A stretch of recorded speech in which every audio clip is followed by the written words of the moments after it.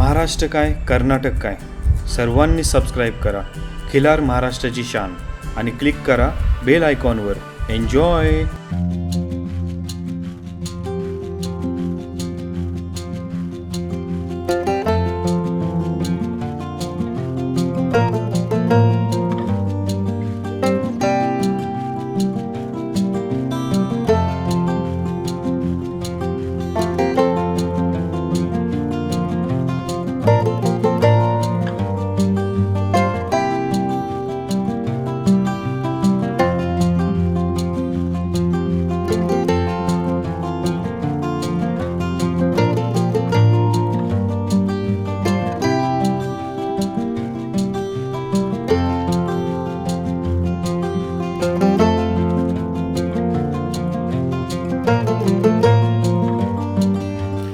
नमस्कार मंडळी, खिलार महाराष्ट्राची शान या यूट्यूब चॅनलवर मी सूरज दिघे आपल्या सर्वांचं सहर्ष स्वागत करतो.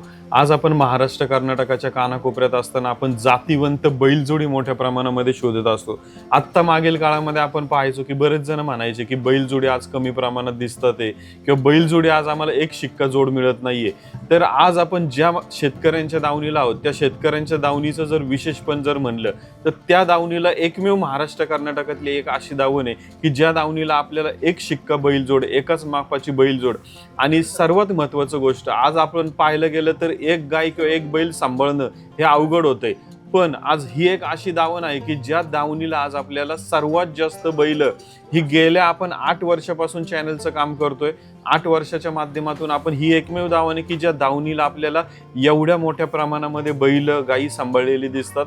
याच्या मागचं गणित काय, कसं काय केलं पाहिजे याबद्दल आपण मार्गदर्शन या शेतकऱ्यांकडून घेणार आहे. आप्पा नमस्कार. नमस्कार. खिलार महाराष्ट्राची शान चॅनलवर आप्पा तुमचं सहर्ष स्वागत. आज तुमच्या माध्यमातून आज आम्हाला शेतकऱ्यांना बरेचसे काही प्रश्न आहेत त्यावरती उत्तर पाहिजे. आप्पा आम्हाला एकदा तुमचं संपूर्ण नाव, गाव, फोन नंबर आणि कुठं आहे आपली दावण थोडक्यात माहिती द्या. ठीक आहे. माझं नाव नायकू महादेव भोसले, राहणार बावची, तालुका वाळवा, जिल्हा सांगली. माझा फोन नंबर आहे 99 75 46 19 40.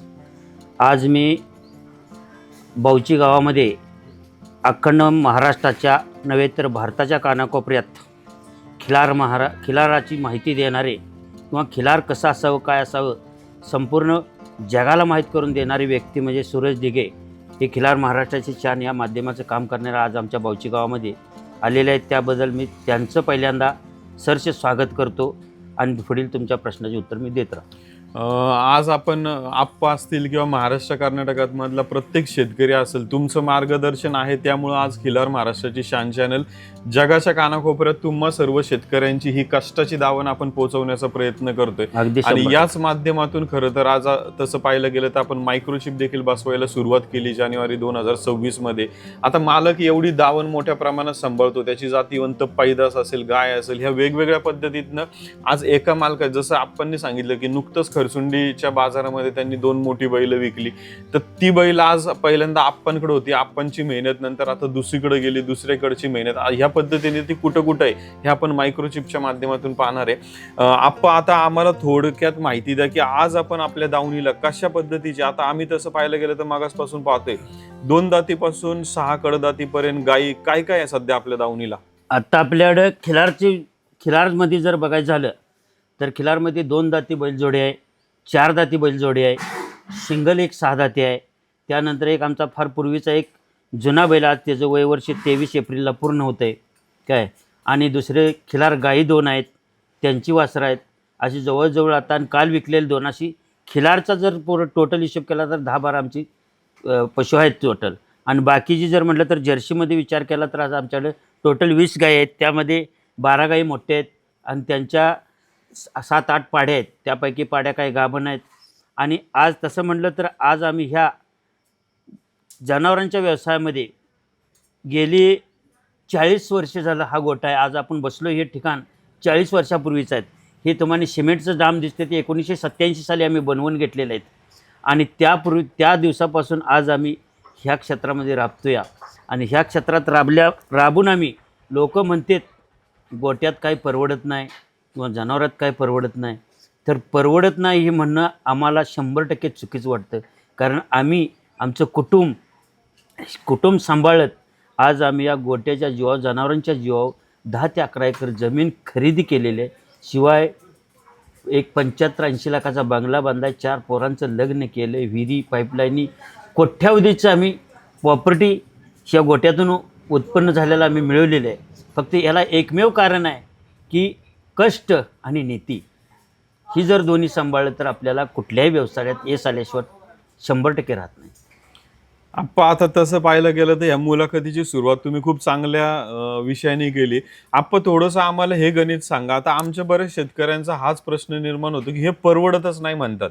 तर थोडंसं आता आपली इतर जर्सी म्हशी असतील किंवा आपली खिलार असतील तर हे आर्थिक किंवा आपलं शेतातली वैरण, विकतची वैरण, थोडंसं आम्हाला कसं परवडणारं गोष्ट आहे, थोडंसं तुमच्या भाषेत आम्हाला थोडंसं सोपं करून एक सांगा. तुम्हाला सांगतो काय, सर्वात महत्त्वाचं म्हणजे कष्ट करण्याची प्रवृत्ती फार मोठी स्वतःची पाहिजे. काय, आपल्याला दूध व्यवसायातली काही माहिती नसेल किंवा खिराळमधली काही माहिती नसेल तर जाणकार व्यक्तीकडून ती जनावरं खरेदी केली पाहिजे. काय, अगदी जाणकार व्यक्ती अशी पाहिजे की त्याच्या मनात कुठलाही संकोच न ठेवून त्याला जनावर घेऊन देणारी व्यक्ती पाहिजे. काय, काही जनावर घेऊन देणारे व्यक्ती असे असतात की आपल्यापेक्षा ते श्रेष्ठ होऊ नये म्हणताना त्याला आपल्यापेक्षा खालची लेवलची, कारण तो अडाणीच असतो, त्याला काही समजत नाही. तुमच्यावर 100% त्याचा विश्वास असतो. तुम्ही घेऊन दिले तो अगदी तुमच्यावर स्वतः 100% विश्वास ठेवून घेत असतो, पण तुम्ही त्याच्या मनात ठेवून तुम्ही काय केले ते तुमच्या अंतःकरणामध्ये. तर ती वृत्ती जी आहे ती 100% बाजूला ठेवून आपण दुसऱ्यासाठी सुद्धा तसंच अगदी मनमोकळेपणानं त्याला घेऊन दिली पाहिजे. आणि घेतलेली वस्तू आपण नवीन आहे, आपण चांगल्या माणसांचं मार्गदर्शन घेऊन त्याला बाबा कुठल्या पद्धतीने सांभाळलं पाहिजे, त्याला कुठला खुराक घातला पाहिजे आणि तिची बाबा वेल्यानंतर तिची काय काळजी घेतली पाहिजे, ही सर्व करायला स्वतःची अगदी कष्ट करण्याची पॉवर जास्त लागते. आणि ह्या गोट्यात माणसं परवडत नाहीत म्हणते त्याचं कारण असं आहे काय की जोपर्यंत गाय दूध देते किंवा बैलाचं जोपर्यंत उत्पन्न आपल्याला मिळते तोपर्यंत तुम्ही अगदी समाधानात असता. मग पळाऊ क्षेत्र असू दे, बैल पळायला लागला, 1-2 मैदान केले की तुम्ही अतिशय समाधानी असता. एखादा बैल लगबाई चान्स न पळायला लागला, काय तर त्याला दुखापत झाली, इलाज झाला, काय तर घोटाळ्या अभावी पळायचा बंद होतो, काय चमाकला, तरी मग त्यावेळी तुम्ही नाराज होता आणि लाखो रुपयाचा बैल फुकट मोलानं विकला जातो, त्यात तुम्ही नुकसानीत येता. काय, तसंच दुधाच्या व्यवसायात पण आहे. एखादी गाय जर भाकडमध्ये जास्त काळ राहिला तर मग आपल्याला त्या गायीत काही मिळालं नाही, खर्च अंगावर यायला लागला, असं म्हटल्यानंतर ती लोक अधोगतीला येत असतात आणि आपल्याला काही परवडत नाही अशी म्हणणारे लोक या जगात जास्त आहेत. पण आज आपल्याला एखादी गाय जर आपल्याला खरोखर नशिबाने एखादं बॅड लक फेल झाली तर आपण दुसरी घेऊया, आपण दुसरी घेऊन तिला कष्ट करू आणि तिचा मोबदला तिला रिपेरी करू तिच्या जीवावर आणि मग आपण सुधरू. अशी वृत्ती ठेवून जर आपण त्यात सातत्य ठेवलं तर 100% येशील. मग आज आमच्या घरात आमच्यात कोणी नोकरी नाही. आज आमची लहान मुलं होती, आता पोरं मोठी झालीत. लहान मुलं होती 87 सालापासून आज आम्ही स्वतः 87 साली पण आम्ही स्वतःच राबत होतो आणि आज 2025-26ला पण स्वतःच राबतोय. मग आज आमच्याकडे भरपूर गडी माणसं ठेवून करण्याची तयारी आहे, पण आपल्याला ते पटत नाही. आपण स्वतः राबल्याशिवाय जग दिसत नाही, ही आप तत्वाची माणसं आहे. आणि तसं केलं तर 100% परवडणार. आणि तुम्ही जर नाहीच कष्ट करायचं म्हणलं, थोडे दिवस करायचे पुन्हा गडी ठेवायचे, त्या गड्यानं मग डोळेझाकपणा करायचा, त्याच्या पद्धतीने त्यानं करायचं, तुम्ही 100% त्यात लॉस येणार. लॉस आल्यानंतर परवडत नाही म्हणतच बसणार आहे. हा विषय न परवडणारा आणि न म्हणणाऱ्यांचा हा विषय आहे, बाकी काही नाही. मंडळी, खरं तर आता आपण एक सर्वात मोठा मुद्दा सांगितला. आपण किती मोठे असू, किती छोटे असू, स्वतः राबल्याशिवाय जग दिसत नाही. त्याच्यामुळे मालक कुणी असू, त्याने दावणीला किती सोनं जरी आणलं, जोपर्यंत तो स्वतः राबत नाही तोपर्यंत त्या दावणीचं सोनं काय होणार नाही, त्याचं सोनं होणार नाही, 100% अगदी. आता तुम्ही मगाशी म्हणले की बाबा दावणीला आपण निवडून आणलेली बैल ती सांभाळणी हे ते. आता दावणीला आम्ही तुमच्या पाहतोय की आता स्क्रीनवरती की हा सावकार तुमचा सर्वात जुना बैल आहे. होय, आता एवढं वय झालं, हे वाटलं असं वाटत नाही आता ह्याचं काम काही नाही, याला देऊन टाकावं किंवा काय काय त्याच्याबद्दल तुमचं प्रेम काय आहे? ती ज्याच्या त्याच्या भावनिकतेचा विषय राहतो. काय, आज आम्ही त्याला 2003 साली आणला डोमणे साहेबाकडं गडिंग्लजच्या. काय, त्यानंतर आम्ही 2-3 वेळी विकला, आम्हाला त्यानं भरपूर नफा दिला. मग त्यानंतर आमच्या कुटुंबानेच विचार केला की 2-3 वेळी विकून जर आपल्या घरी आलाय तर आता त्याला विकायचं नाही. मग आता 6 वर्ष झालं तो काम करत नाही, कुठलं शेतीचं काम नाही किंवा दुसरं त्याला चालता येत नाही, तरीसुद्धा त्याला 2 टाईम खुराक देऊन आम्ही घरच्या मेंबरसारखा सांभाळलेला आहे. काय एक श्रद्धेपोटी, कारण त्याच्यापासून आम्हाला बरं पडलेलं आहे किंवा आपल्या कुटुंबाला बरं पडलेलं आहे, आपण या व्यवसायात यशस्वी झालेलो आहे, एवढी श्रद्धा मनात ठेवूनच आम्ही त्याला सांभाळलेलं आहे. मग आज त्याला भरपूर लोकांनी म्हटलं, आता कैलासवासी विधाते तात्या बानेरचे पुण्याचे, त्यांनी तर कितीतरी आम्हाला ज्यावेळी त्यांना मान मिळाला पालखीचा, त्यावेळी आम्हाला भरपूर वेळा विनंती केली, विकत द्या विकत द्या. तर त्यांना आम्ही सांगितलं, विकत काय तात्या देणार नाही, तुम्हाला न्यायचं आहे तर तसा न्या, तुमचं काम झालं आम्हाला पाठवा. पण म्हटलं आम्हाला तसा न्यायला चालत नाही, मग तिने न्यायला नाही. असं बरेच लोकांनी आमचा बैल मागितला, पण आम्ही काही विकला नाही आणि विकायची ती आमची इच्छा देखील नाही. आता त्याचं आप्पा वय किती असेल सावकारचं? सावकारचं वय आता 23 वर्ष आहे. 23 वर्ष. 23 वर्ष आता मार्चला पूर्ण होते. आता तुमच्या अभ्यासानुसार खिलार हा किती वर्ष चांगला जर सांभाळला तर किती वर्ष त्याचं आयुष्य असू शकतं? अगदी चांगला सांभाळला तर अगदी 20-25 वर्ष सुद्धा टिकू शकतो. काय त्याचं बाबा बसता उठता काही त्रास नाही झाला किंवा गुडघेदुखीचा काही त्रास नाही झाला किंवा बैलाच्या क्षेत्रात बसता उठता कापायची जास्त पद्धत आहे, काय आजारपण वाढतं वयानुसार किंवा हाडं वाजणं, ही जर वाढत गेलं तर ते कमी काळात संपतो बैल. आता समजा वय झाल्यानंतर बैलाचा जो, आता समजा आपण मागेही पाहतो बैल, ह्या बैलांची वैरण खुराक आणि वय झालेल्या बैलांचं वैरण खुराक ह्याच्यात काय फरक असतो? त्यात काय फरक करूनच चालत नाही. जोपर्यंत त्याच्या तोंडात दात खणखणीत आहेत तोपर्यंत त्याला काही अडचण येत नाही. हा या बैलांची वैरण खुराक त्याला चालते. आणि ते फक्त एवढंच की बसून असल्यामुळं थोडा खुराक प्रमाण कमी द्यावं लागतं, कारण पचायला त्रास होतो, पोट बिघडतं. त्यामुळे त्याच्या लिमिटेड पद्धतीनं खुराक जर दिला, एक टायमाला जो खुराक द्यायचा तो 2 टायमाला द्या, त्याला पचायला बरं पडतं, त्याची तब्येत सुस्त राहणार. आता आपण मागची सगळी बैल पाहतोय, तर आता मागाशी आम्ही बघितलं की नुकतंच एक गाय मालक तिथं आला होता, गाय घेऊन आले होते भरवायचं, जवळपास बऱ्याचशा लांबनं आले होते. तर आता मी बघितलं की गाय मालक आल्यानंतर आता एवढी बैल आहे, मग ती बैल निवडणं तुम्ही निवडता का मालक निवडतो, हे कसं असतं? हे कसं आहे, आता आम्ही काय केलेलं आहे, प्रत्येक जातीतला बैल ठेवलेला आहे. काय 2-4, 4-5 लाईनी आता आपल्या महाराष्ट्रात चाललेल्या आहेत, जास्त करून कर्नाटक महाराष्ट्राला. ही तिकुंड लाईन चालल्या, काम्या बैलाची एक लाईन चालू आहे, संघ पटलांच्या बैलांची एक लाईन चालू आहे, सिद्धापूरला एक लाईन चालू आहे. काय परत तुम्हाला सांगतो नेवर्गी बैलाची एक लाईन चालू आहे. प्रत्येक लाईनचा बैल आपल्याकडे आहे. मग जे काही लोकांचं अशी आवड असते, एवढ्या लांबून यायचं इथं गाय भरवायसाठी, आणि नेमका त्यांना तिकोंडीचा बैलाची लाईन लागत असते, आणि तो जर नसेल तर दुसरा बैल ते भरवून जातात, नाहीच काय नाही, पण थोडं मन नाराज होतं त्यांचं. त्यामुळे आम्ही सर्व लाईनची बैल ठेवलेली.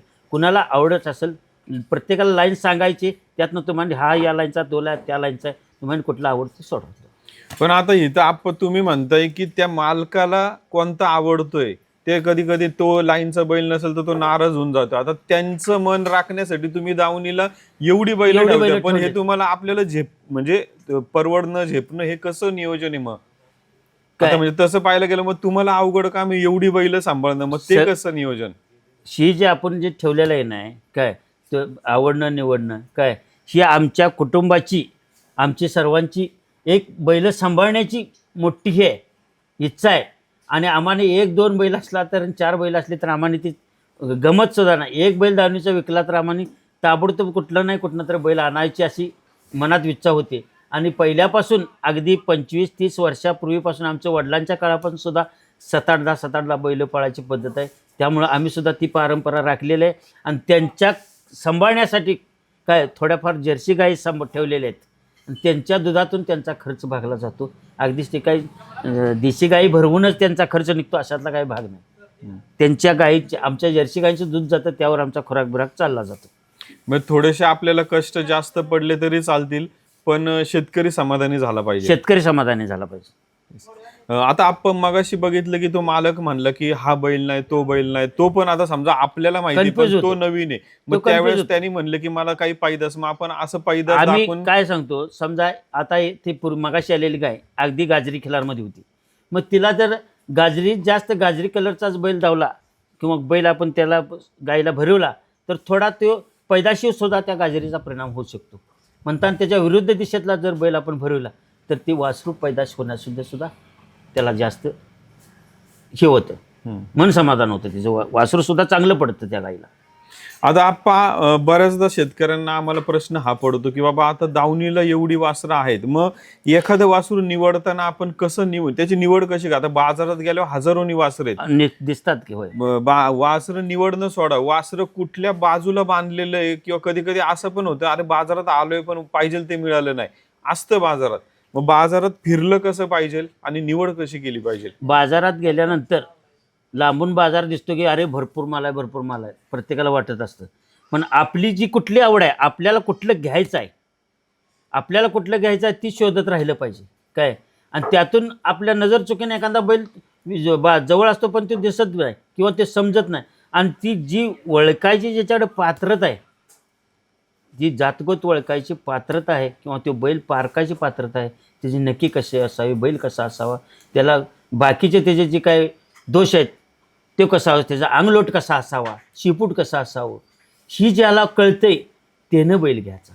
किंवा तसल्या माणसाला किंवा तसल्या एखाद्या व्यक्तीला जवळ घेऊन आपण पारखलं तर ते आपल्या फायदेशीर ठरतं. किंवा आपल्याला अनुभव जर नसेल तर आपण मग विकणारा माणूस काय माझा चांगलाच, प्रत्येकाला माझा चांगलाच वाटतो. कोण म्हणणार आहे काय माझा बात आहे तुम्ही काय घेऊ नका, काय प्रत्येकाला चांगलाच वाटतो. मग त्यातनं आपल्याला ते विश्वास ठेवून जर घेतला तर एखादा चुकबुलबी होती. मग त्यानंतर तज्ज्ञ लोक म्हणतात अरे हे कशाला घेऊन आलास, ही जरा असा ही जरा तसा आहे, असं होऊ शकतं. मग तज्ज्ञ व्यक्तीला घेऊन फिरल्यानंतर काही घोटाळा होत नाही. तो बैल कुठल्याही कोपऱ्यात असून दे, सर्व जत्रा फिरून निवांत विचार करून त्यावर आपण निर्णय घ्यायचा असतो. किती मिनिटं झाली त्याच्यावर? 17. आता कदाचित बंद होईल, लक्ष असू दे. आता आम्ही आता बरीचशी माहिती घेतली, तर आता तुम्ही सांगितलं की परवडत नाही हे चुकीचं वाक्य आहे, कुणीच हे बोलू नये, ते परवडणारीच गोष्ट आहे. तर आता एक गोष्ट आम्ही पाहतोय की काही काही शेतकऱ्यांच्या दावणीला नुसतीच बैल असतात.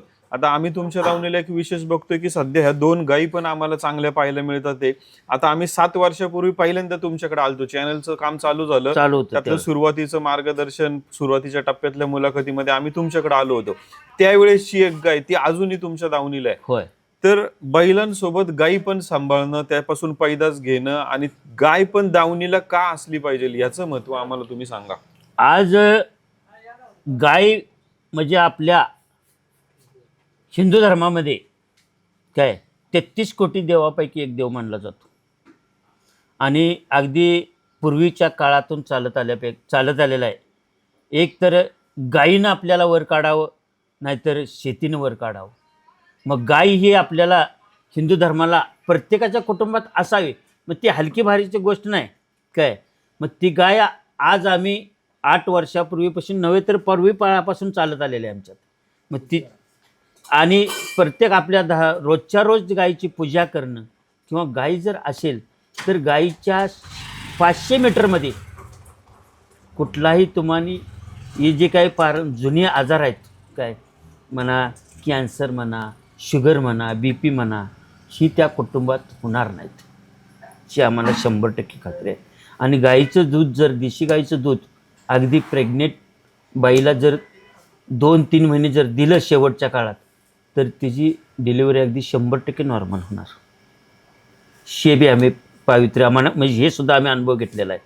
आणि गाईचं गोमूत्र आज आपल्या कुटुंबात किंवा रोज परशी ज्यावेळी घरात पुसतेत त्यावेळी रोज तर त्यात एक 100 मिली त्या पाण्यात टाकून जर परशी पुसली तर तो सुवास संपूर्ण घरात चांगल्या पद्धतीचा राहिला जातो. आणि हिंदू धर्मातलं मेन पावित्र्य कशात असेल तर खिलार गायीमध्ये असेल, त्यासाठी गाय ही पाहिजेच. मग गायीचा नफा तोटा हा विचार करायची गरज नाही. आणि तिला जर आपण चांगल्या पद्धतीचा बैल भरवून वासरू एखादं पडलं तर ती तुम्हाला भरपूर उत्पन्न मिळते. वर्षाला आप्पा एखादी गाय आपल्याला लाखभर उत्पन्न देऊ शकते का? 100% देऊ शकते. फक्त आपण आजच्या महागाईत त्याला अंतच नाही. आता हा शेवट नंबरचा बैल आहे. त्या बैलाचं कालच्या पंढरपुरात काय सुनील तो अंकलगीचा त्याने एक वासरू आणलं होतं विकायला. मग आम्ही त्या बाजारात होतोच कालच्या कार्तिक वारीत पंढरपूरच्या.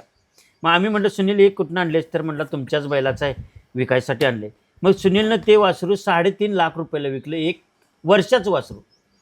मग आम्हाला सुद्धा ते जरा अजब वाटलं. मग ज्यावेळी पैसे दिले त्यावेळी आमचा बंधुराज तिथंच होते, त्यांच्यात एकच पैसे भागले. त्यावेळी म्हटलं खरोखरच 3.5 लाख रुपयाला विकले.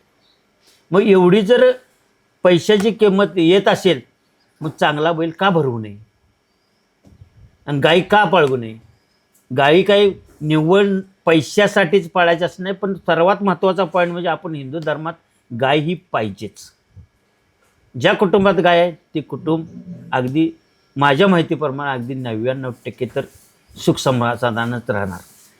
म्हणजे जसं आप्पा तुम्ही मागाशी म्हणले की दावणीला गाई बैल सांभाळून परवडणार आहे, तसं त्यातलं एक उदाहरण की गाय गाय असेल तर तुमचं वर्षाला सर्वात जास्त उत्पन्न देणारं सोपं साधन आहे. सोपं साधन आहे सगळ्याच बाबतीत, तुमच्या आर्थिक बाबतीत असो किंवा तुमच्या मेडिकल औषधाच्या बाबतीत असो, गाय ही सगळ्यावर सर्व गुण आहे.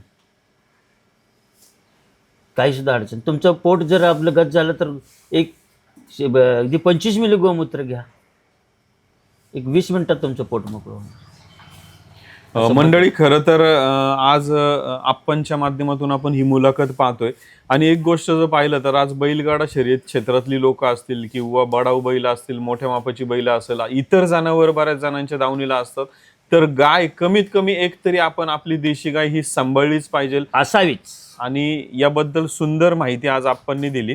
मंडळी, कुठे जाऊ नका. या मुलाखतीच्या माध्यमातून आपण या शेवटच्या टप्प्यामध्ये अजून काही प्रश्न आप्पांकडून जाणून घेणार आहोत. अरे हे डौल शिवाराच सोन ए रामा जिरहाजी, अरे ये रामा. नमस्कार मंडळी, या मुलाखतीच्या सुरुवातीच्या टप्प्यामध्ये आपण बरीचशी माहिती आज आपणकडून घेतली. आता शेवटच्या टप्प्यामध्ये कुठे जाऊ नका, आज आपण बरेच थोडक्यामध्ये अजून बरीचशी माहिती घेतोय. आपण आता मागे काही वर्षापूर्वी आपल्या दावणीचा सर्वात मोठा बैल की ज्याचा आम्ही फोटो समोर पाहतोय की जो बैल अचानक त्याचं हे झालं, निधन झालं. तर आज एक विचारायचं, आज अशा घटना बऱ्याचशा काही दावणीला आपल्याला पाहायला मिळतात.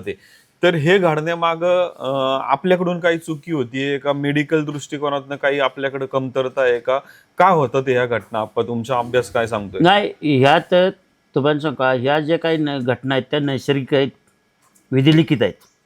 ह्याला कुठलेही मेडिकल काही कमी पडत नाही. ज्याच्या परीनं, ज्याच्या अनुभवानुसार जो तो माणूस औषधोपचार आजारी पडल्यानंतर करतच राहतो.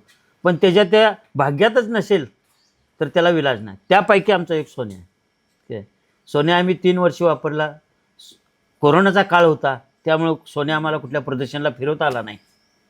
आणि ज्यावेळी कोरोना संपला आणि पहिलंच प्रदर्शन लांडगे साहेबांचं पुण्याला झालं, त्या पुण्याच्या प्रदर्शनमधनाला त्याचा गटामध्ये 1 नंबर आला. चॅम्पियन रेसमध्ये काही टेकला नाही, तो भाग वेगळा आहे. त्यानंतर आम्ही 1 वर्ष इथं बैल गाईसाठी वापरला आणि अचानकपणे एक दिवस बैल वैरणीची गाडी घेऊन आल्यानंतर ज्या दिशेनं वैरणीची गाडी त्या दिशेलाच बघत राहिला. काय रोज त्याच दिशेला बघायचा म्हणून उलटा बांधला तरी सुद्धा त्याचं नजर तिकडे जायचं. खाली खायची इच्छा नाही किंवा पाणी फक्त प्यायचा एक टाईम, पण वैरण भरडा काही खात नव्हता. आणि पोटसुद्धा तसं बाबा गच्च झालं, फुगलं, अशातला काही भाग नव्हता. मग भरपूर आम्ही त्याच्यासाठी डॉक्टर लोकांचा सल्ला घेतला. डॉक्टर शेख म्हणून आहेत इस्लामपूरला, वंजारे डॉक्टर म्हणून आहेत, आयुक्त आहेत ते दोन्ही, त्यांचा सल्ला घेऊन त्यांची ट्रीटमेंट चालू ठेवली. त्यानंतर शेवटच्या काळात आम्ही मिरजेचे ढोपे म्हणून आहेत, त्यांचा सल्ला घेतला. पण काही त्यांच्या सगळ्यांच्या औषधोपचारात सुद्धा त्याला यशस्वी झालो नाही आम्ही, ते निधन झालं. मग हे काही आमच्या विधिलिखित होतं. जोपर्यंत आमच्याकडे बैल होता तोपर्यंत आम्हाला भरपूर किमतीला मागत होती. काय पण आमचं मन काय त्याला द्यायची इच्छा होत नव्हती. अजून 2 वर्ष राहून दे, आपल्याला 4 गायी आपल्या भागातल्या भरवू किंवा अन्य भरवू, त्याच्यापोटी काहीतरी पैदास करून घेऊन नंतर विकू. ह्या अभिलाषेपोटी आम्ही त्याला सांभाळला इथं, आणि सांभाळल्यानंतर तो काय आमच्या भाग्यात नसल्यामुळे निघून गेला. त्याचा तो हयात होता त्या काळात किती गायी भरल्या असतील आणि किती आज 1च वर्ष आपल्याला गायी भरवायसाठी मिळाला. किती भरल्या असतील तेवढ्या काळात? 100-150 गायी भरल्या असतील. 1च वर्ष मिळाला त्याला. काय आम्ही काय असं 1000-500 गायी आमच्या भागात येत नाहीत. गायीचं प्रमाण आमच्या भागात आत्ता गायीचं प्रमाण वाढायला लागले, कारण पूर्वीच्या काळात गायी भरपूर होत्या. पण त्यानंतर ज्यावेळी मैदान बंद झाले त्यानंतर गायीचं प्रमाण घटलं गेलं आणि आत्ता गायीचं प्रमाण वाढायला लागलं. ह्या मैदान चालू झाल्यानंतर आता अलीगड मैदान गायीचं प्रमाण वाढायला लागलं. नाहीतर मधल्या काळात फार गायी कमी होत्या. आता आपण जर एक गोष्ट पाहायला गेली तर गाय आल्यानंतर गाई मालकाचं काय म्हणणं असतं म्हणजे होणारी पैदास ही प्रदर्शन वळू का शर्यतीकडे जाणारी असावी? त्यांना गाई मालकाचं काय तर मनात टार्गेट ठरवून आलेलं असतं. तो काय आपल्याला बैल गाईला वासरू जी पैदा व्हावं ती पळायसाठी व्हावं किंवा प्रदर्शनसाठी व्हावं किंवा मोठ्या मापाचं व्हावं असं काय तर त्यांच्या डोक्यात त्यांनी ठरवून आलेलं असतं. त्या पद्धतीने इथं आमच्याकडे 4-5 बैल असल्यानंतर असते, त्यामुळे ती त्यांच्या इच्छेनुसार बैल भरवावा लागतो आम्हाला. आप्पा धन्यवाद. या मुलाखतीच्या माध्यमातून आपण बरीच माहिती दिली. आता आप्पा आम्हाला गाय घेऊन इथं यायचं, हा पत्ता थोडासा सोपा करून सांगा. तुमचं नाव आणि फोन नंबर सांगा. माझं नाव आणखी एकदा सांगतो, नायकू महादेव भोसले, राहणार बावची, तालुका वाळवा, जिल्हा सांगली. Phone number 9975461940. बावचीत जर यायचं झालं तर कोल्हापूरकडून येत असताना वडगाव बागणी ते सरळ बावची, अगदी आमचा जो गोटा आहे तो अगदी बावची बागणी रोडवरचं डांबरीकडेला आहे, आडमार्गात कुठेही नाही. किंवा इकडं तुम्हाला सांगलीकडून यायचं म्हटलं तरीसुद्धा आष्ट्यातून अगदी बावचीत आल्यानंतर 1000 फुटाच्या अंतरावरच आमचा गाव आहे, आमचा गोटा आहे. बागणी रस्त्याला नायकू बसल्यांचा गोटा म्हटल्यानंतर कोणी सांगू शकतो. आणि जवळजवळ आज आम्ही ही सेवा 40 वर्ष झालं वळू क्षेत्रातली सेवा करतो. त्यामुळं आमचं नाव किंवा आमचं घर कोणाला माहीत नाही असं मला तर काय वाटत नाही. आमच्या माणसाला माहीत नसेल, जवळजवळ सर्व लोकांना माहिती आहे.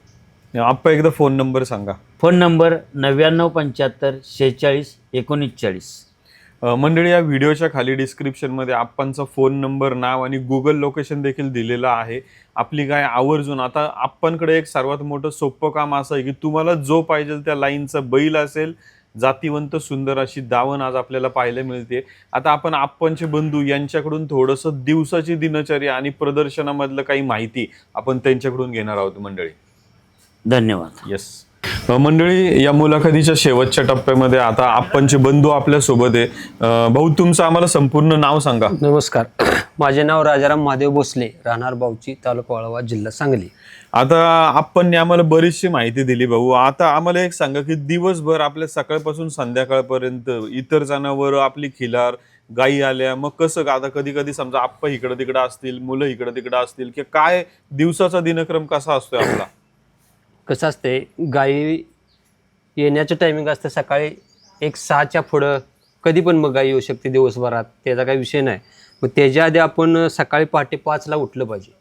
पहाटे 5ला उठून पहिलं शेणघण काढून घेऊन, स्वच्छता करून घेऊन, बैलासने खुराक किंवा 94 22 48 55 60 94 22 48 55 60. मंडळी, अशा प्रकारे आज आपण नायकू आप्पा भोसले, बावची, तालुका वाळवा, जिल्हा सांगली इथल्या एका प्रसिद्ध दावणीची खास मुलाखत घेतली. याच्या अगोदरचे पण आपण जवळपास गेल्या 7 ते 8 वर्षामध्ये आप्पांच्या दावणीला 2दा येऊन गेलेलो आहे. त्याचबरोबर आप्पांच्या दावणीची बैल जेव्हा प्रदर्शनामध्ये येतात तिथले देखील चित्रीकरण या व्हिडिओच्या खाली डिस्क्रिप्शनमध्ये तुम्हाला त्यांची लिंक मिळेल.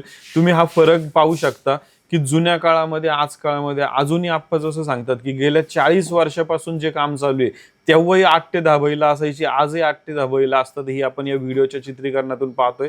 जवळपास आला तर आवर्जून भेट तर नक्कीच दावणीला दिली पाहिजे, कारण व्हिडिओ आणि फोटोच्या माध्यमातून जे दिसतं तेवढं प्रभावी एवढं दाखवण्याचा आमचा प्रयत्न असतो, पण प्रत्यक्षात पाहणं ते काहीतरी वेगळंच असतं. अशाच प्रकारची माहिती आपण पाहत राहूया. आणि सध्या व्हिडिओच्या उजव्या कोपऱ्यामध्ये तुम्हाला मायक्रोचिप बसवण्यासाठीचा फॉर्मची लिंक दिलेली आहे. त्याचबरोबर खाली डिस्क्रिप्शनमध्ये दिलेल्या त्या फॉर्ममध्ये तुमचं नाव, माहिती संपूर्ण भरा.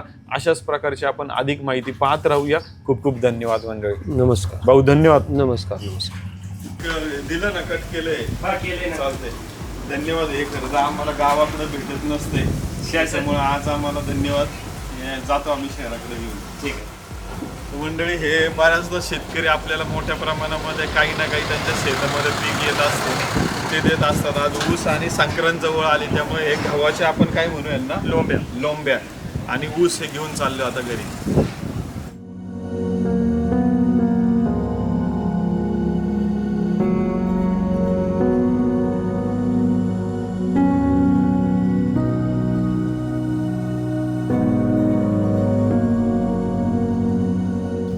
धन्यवाद भाऊ, तुमच्या आशीर्वाद आशीर्वादाने घरी आज तुम्ही आपल्या शेतातला गहू खाणार. होय होय हा? 100%. Yes. धन्यवाद. तर म्हणजे अशा प्रकारे शेतकऱ्यांचं प्रेम हे कायम सोबत असतंय आणि याच जोरावर याच ताकदीवर असंच काम आपण पुढे खिलार महाराष्ट्राची शान चॅनलच्या माध्यमातून आपल्या देशी गोवंशासाठी करणार आहे. तर आता आपण निघूया पुढे. आज आपण आपणची खूप खास मुलाखत आज तुम्ही आज वेळात वेळ काढून आमच्या खिलारचं सगळं शूटिंग केलं याबद्दल तुमच्या पुढच्या सर्व आयुष्याला आमच्याकडून भरपूर शुभेच्छा. धन्यवाद, धन्यवाद. असंच काम तुमच्याकडून होत राहू आणि बारीक सारीक माहिती सगळ्या जगाला माहिती पडेल.